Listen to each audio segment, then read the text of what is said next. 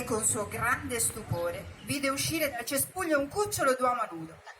Pappalupo lo portò dentro la tana. In quel momento arrivò la tigre, Shere Khan, davanti alla tana e pretese la sua preda, il cucciolo d'uomo.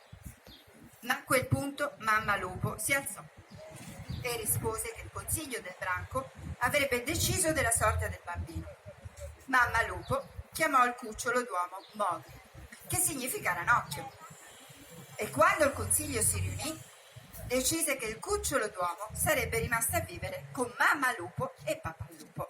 Ma che bella storia, eh? Ma ora sono curioso, per cortesia, avanti un attimino, grazie. Sì, allora andiamo avanti perché Mowgli visse felice correndo, nuotando, arrampicandosi. Per qualche anno nella giungla e l'orso gli insegnava la legge e come comunicare con tutti gli altri animali.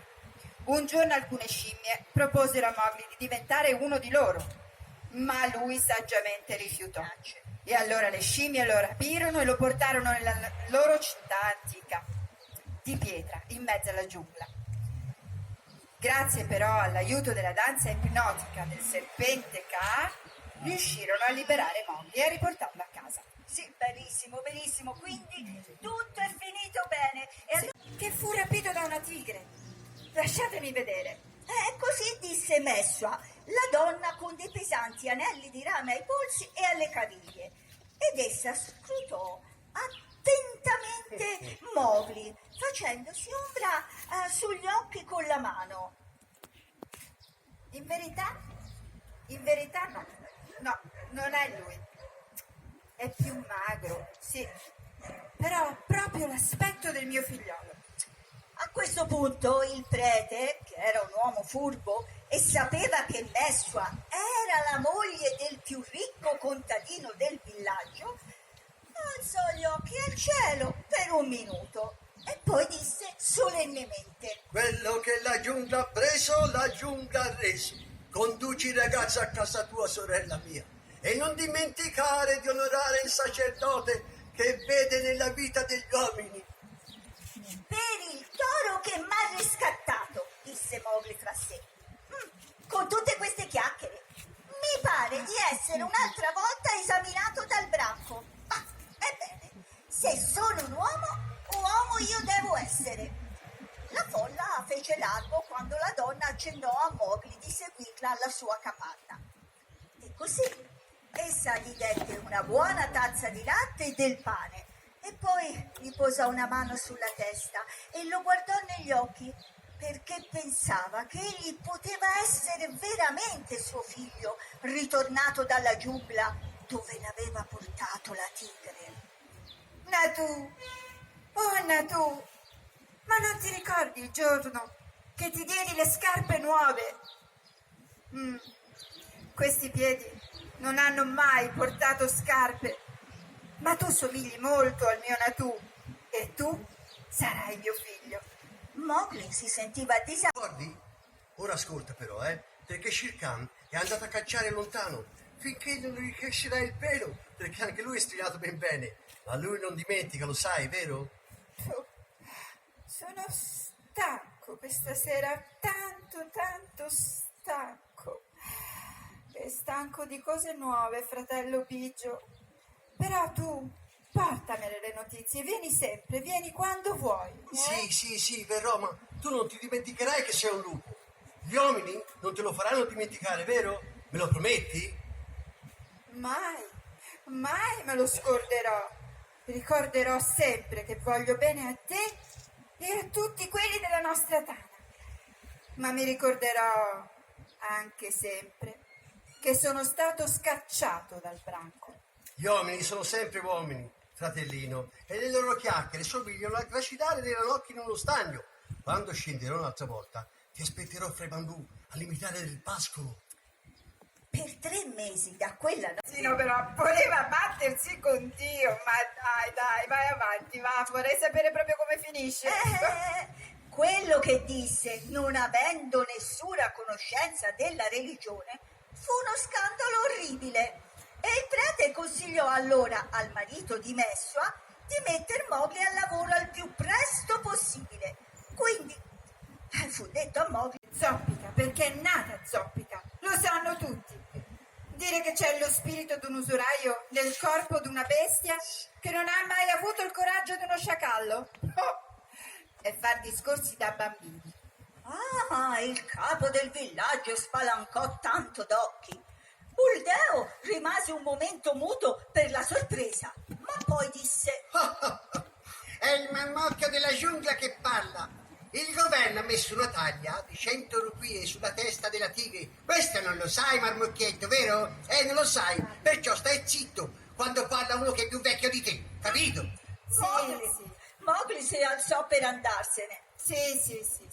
E tutta la sera che sono qui ad ascoltarvi, non ho detto una parola di vero riguardo alla giungla. Devo credere allora alle storie degli dei e dei folletti che ho sentito e che dici di aver visto?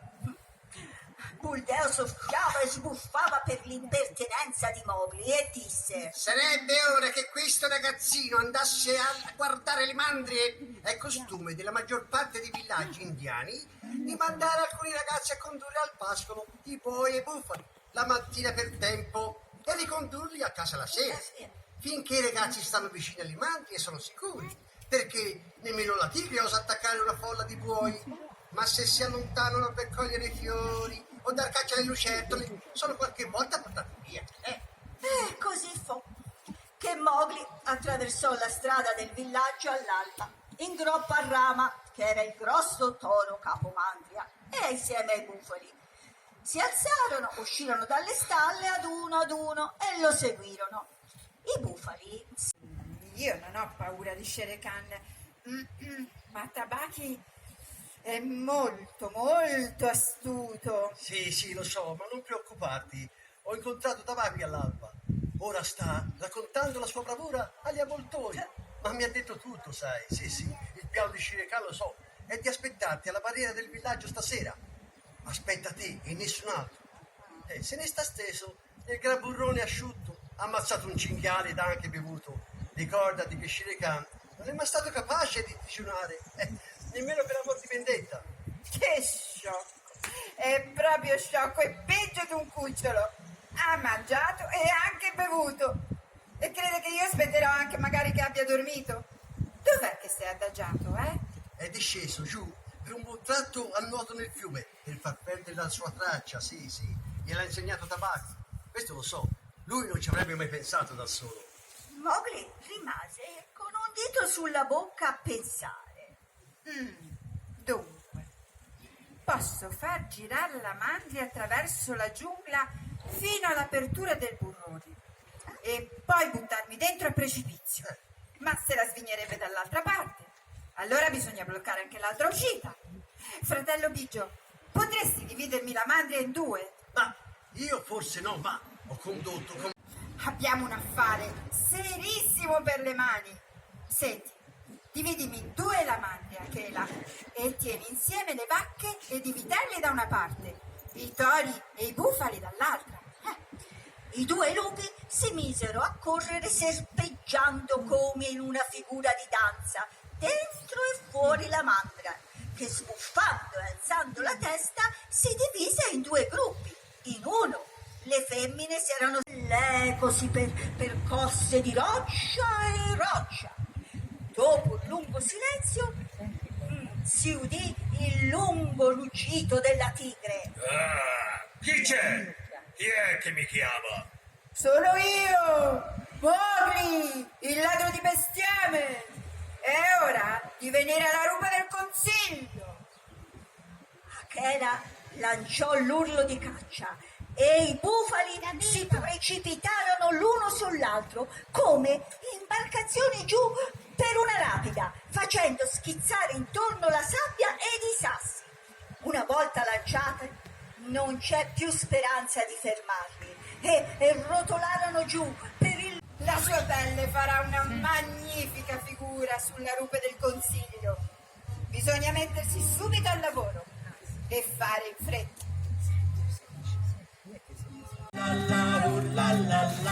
Nel lupo la forza del branco sarà. Quando si sente un richiamo lontano, risponde un vicino più forte.